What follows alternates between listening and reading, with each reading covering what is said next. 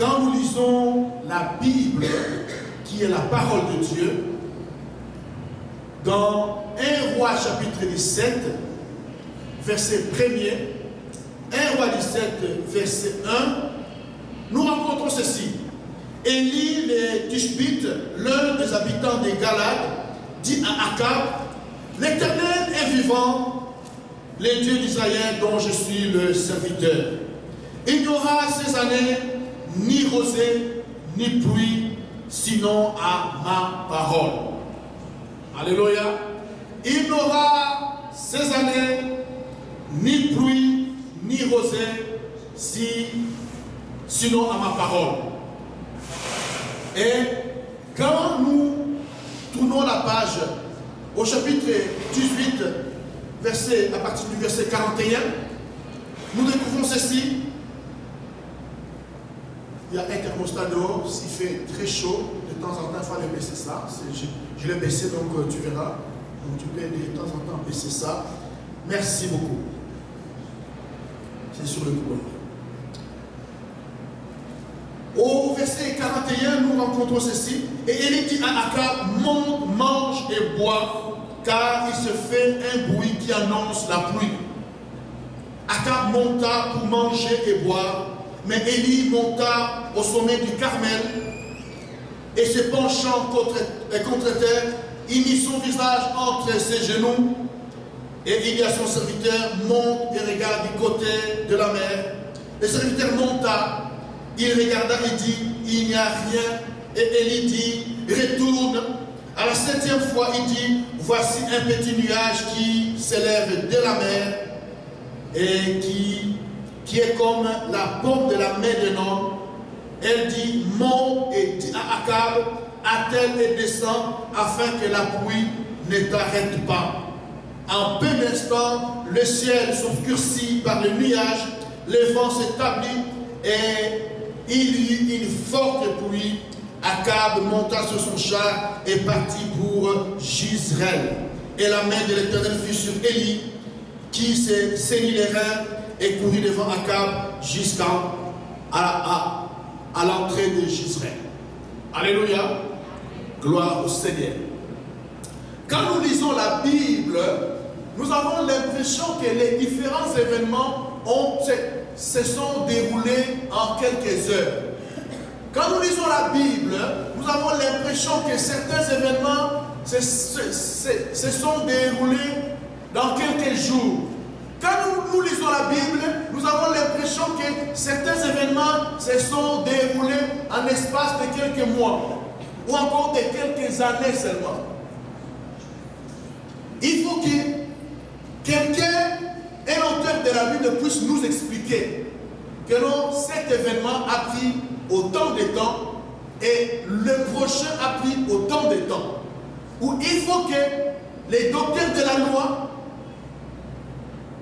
nous, vos serviteurs, puissions vous dire que, écoutez, il y a tel événement entre tel événement, où cet événement se sont déroulés après autant d'années, autant de mois, ainsi de suite. Donc, le premier passage que nous avons lu est séparé de l'autre, même pas par un chapitre. Donc, le premier se passe au chapitre 17 et le second se passe au chapitre 18. Mais entre ces deux chapitres, il y a des années qui se sont écoulées. Et nous allons découvrir cela. Je voudrais vous inviter encore à lire avec moi dans Luc. Luc chapitre 11, verset 1er. Jésus priait un jour en un certain lieu. Lorsqu'il eut achevé, un de ses disciples lui dit, Seigneur, enseigne-nous à prier comme Jean l'a enseigné à ses disciples. Les disciples ont vu Jésus guérir les malades. Les disciples ont vu Jésus chasser les démons, délivrer les démoniaques, ceux qui étaient liés, possédés, enchaînés par les chaînes de l'ennemi. Les disciples ont vu Jésus ressusciter les morts. Les disciples ont vu Jésus multiplier les pains, les poissons. Les disciples ont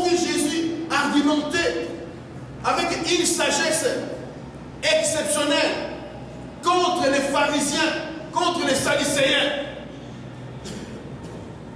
Les disciples ont entendu Jésus prier. Les disciples ont entendu Jésus prophétiser. Les disciples ont entendu Jésus donner des paroles de connaissance, des paroles de sagesse.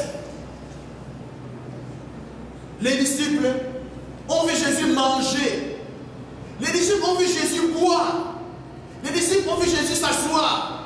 Les disciples ont vu Jésus dormir. Les disciples ont vu Jésus se laver, se baigner.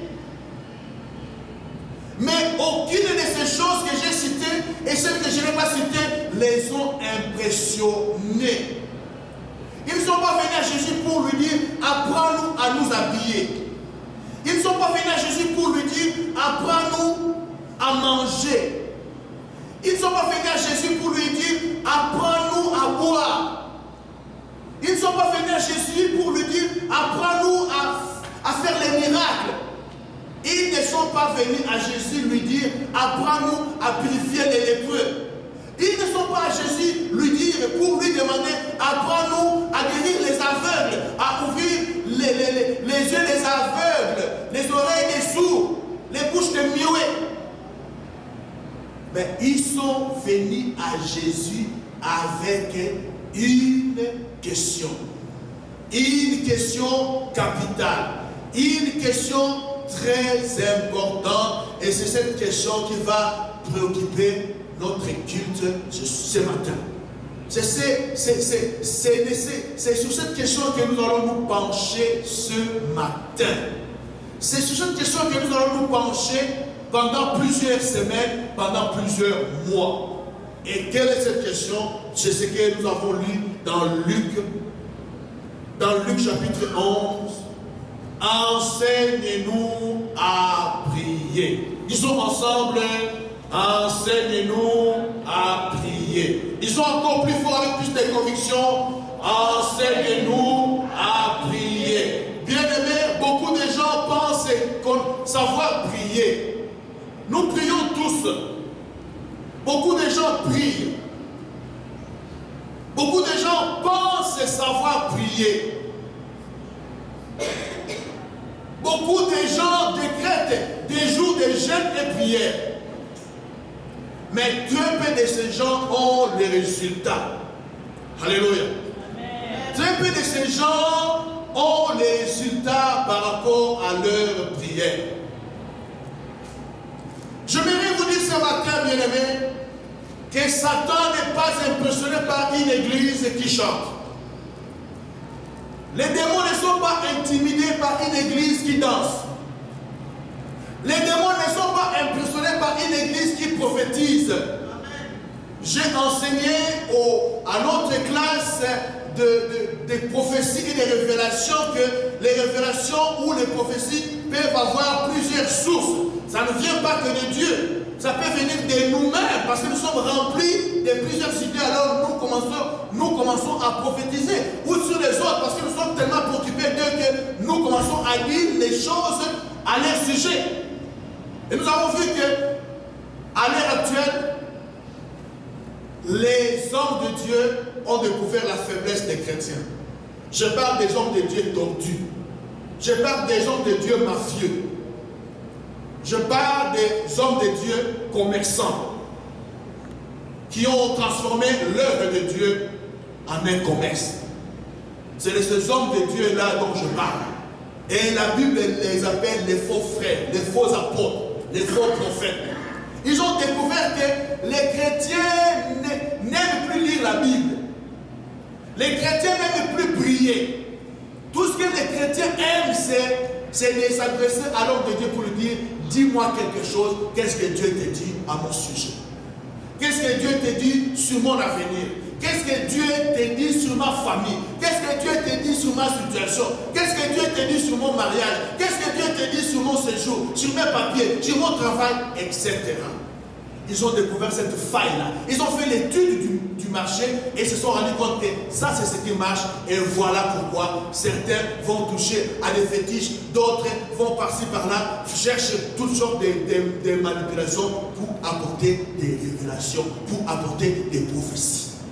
Alléluia.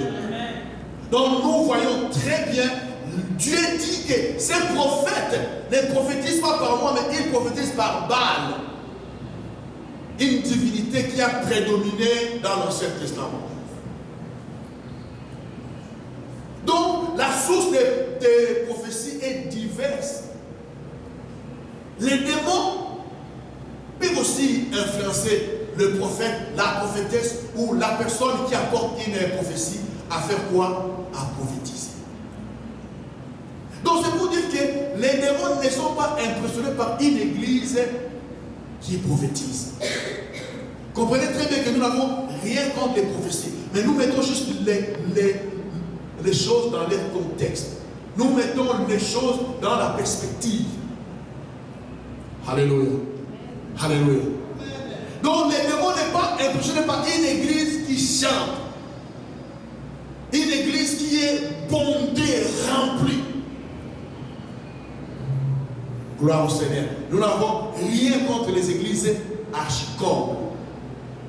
Mais les démons sont préoccupés. Les démons sont agités. Les démons sont en colère contre une église qui prie. Amen. Alléluia. Amen.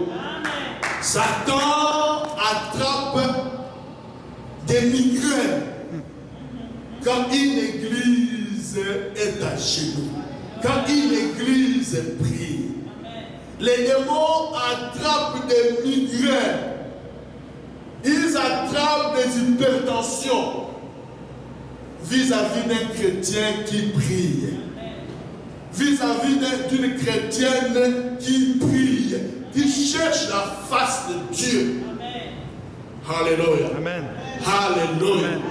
La prière est d'une valeur capitale pour un chrétien, pour une église. La prière, c'est comme l'oxygène que nous respirons. Si Dieu peut retirer l'oxygène du monde, nous allons tous mourir. Les plus forts qui peuvent encore voir marcher sans oxygène, peut-être vont seulement faire 1 minute. Les autres, après 20 secondes, ils sont déjà morts par manque d'oxygène. La prière est l'oxygène dans une église. La prière est l'oxygène dans une vie chrétienne. Alléluia. Alléluia.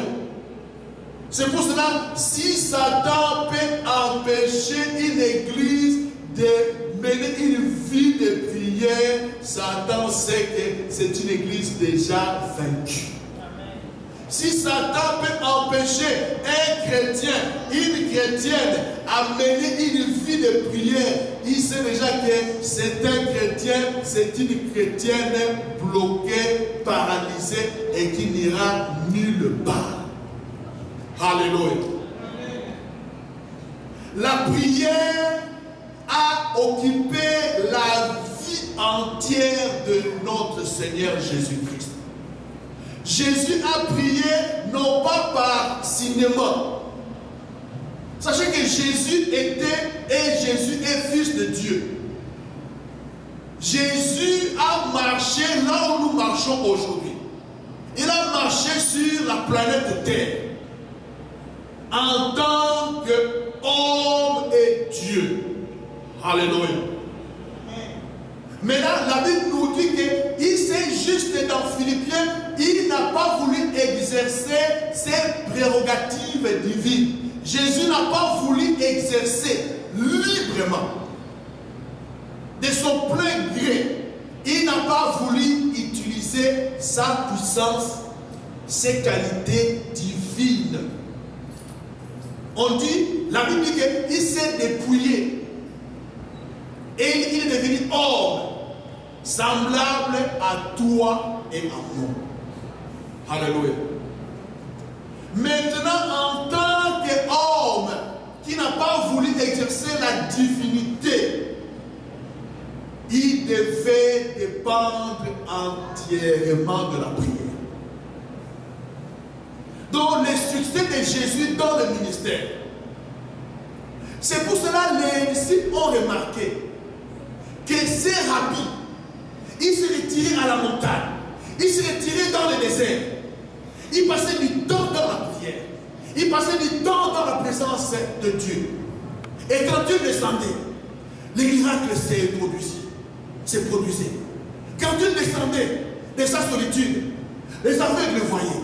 Quand Dieu sortait de sa solitude, les muets parlaient, les sourds entendaient. Quand Dieu sortait de sa plénitude, les démons criaient des partout. Ils ont dit, descends, frère. Il y a quelque chose ici qui est très intéressant. Nous pensons que cet homme doit avoir un secret. Cet homme doit avoir un secret que nous ignorons, que nous ne connaissons pas. Le proverbe chinois dit, si tu me donnes un poisson, j'aurai encore faim. Mais si tu m'apprends à pêcher, je n'aurai plus faim. La dépendance n'est pas une bonne chose. Cherche à savoir comment est-ce que cette personne-là obtient de l'argent. Qu'est-ce qu'il fait pour mener une vie où chaque fin de mois n'est pas une agonie? N'est pas comme quelqu'un qui est dans le coma. N'est-ce pas que la plupart d'entre nous terminons nos fins de mois sous respiration artificielle. Alléluia. Alléluia. Gloire au Seigneur. Mais tu sais comment est-ce que l'autre arrive à boucler ses fins de mois dans la joie, dans la paix, en sorte qu'il est capable même de donner sa dîme de la fin du mois. Il est capable de donner son offrande à la fin du mois sans chercher à voler Dieu. Si tu cherches à savoir son secret, alors tu peux vivre comme lui, tu peux obtenir ce qu'il a obtenu. Le sage a dit, ne m'envie pas, ne me jalouse pas. Si tu fais ce que je fais, si tu sais ce que moi je sais, alors tu peux aussi obtenir ce que moi j'ai obtenu. Alléluia. Alléluia. Donc les disciples ont dit que cet homme doit avoir un secret. Si c'était un Congolais, si c'était un Africain, il allait demander à Jésus, écoute, je pense que tu dois avoir une feuille quelque part. Je pense que tu dois avoir une amelette autour de ta taille. Coupe-moi un bout. Alléluia. Parce que l'Africain attribue la plupart des secrets aux fétiches. Tu es entré dans quelle maison? Tu es dans quelle loge? Alléluia. Mais les disciples nous ont posé cette question-là. Que Jésus, donne-nous un peu de la poudre. Jésus, donne-nous un peu du sable. Jésus, donne-nous un peu de l'huile. Ils n'ont pas posé cette question-là. Ils ont dit, non, nous savons maintenant. Nous t'avons examiné. Nous t'avons suivi de près. Que ton secret vient de l'endroit où tu vas te cacher. Quand tu nous dis, allez en ville. Quand tu nous dis, allez dans vos maisons. Toi, tu restes quelque part. Nous savons que ton secret. Et nous t'avons surpris en flagrant délit en train de prier. Nous t'avons surpris en train de parler, de marmotter, de murmurer. C'est quoi ça? Enseigne-nous à prier. Dis à ton voisin, que Dieu nous enseigne à prier. Que Dieu t'enseigne à prier. Que Dieu t'enseigne à prier. Alléluia. Donc mon frère, ma soeur, s'il est fils de Dieu, c'est lui à qui le Père ne pouvait rien refuser. Parce qu'il a vécu sans péché. S'il a dépendu de la prière, s'il a fait du progrès grâce à la prière, s'il a eu des portes ouvertes grâce à la prière, à combien plus forte raison toi et moi en avons besoin? À combien plus forte raison toi et moi avons besoin de la prière? À combien plus forte raison toi et moi devons dépendre de la prière? À combien plus forte raison toi et moi devons